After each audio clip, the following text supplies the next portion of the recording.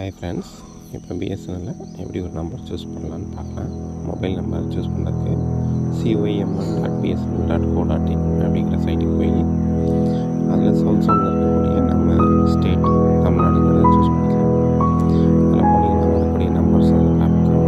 மேலே வந்து செலக்ட் பண்ணுறதுக்கான சாய்ஸஸ் வரும். செலக்டுங்கிற இடத்துல போயிட்டு நமக்கு வந்து எண்ட் வித் நம்பர்ஸா இல்லை என்ன மாதிரி வேணும் நம்ம சூஸ் பண்ணிக்கலாம்.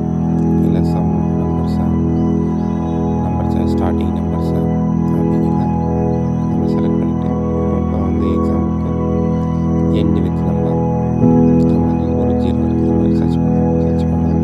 அதனுடைய நம்பர்ஸ் வந்து லிஸ்ட்டாக வரும்.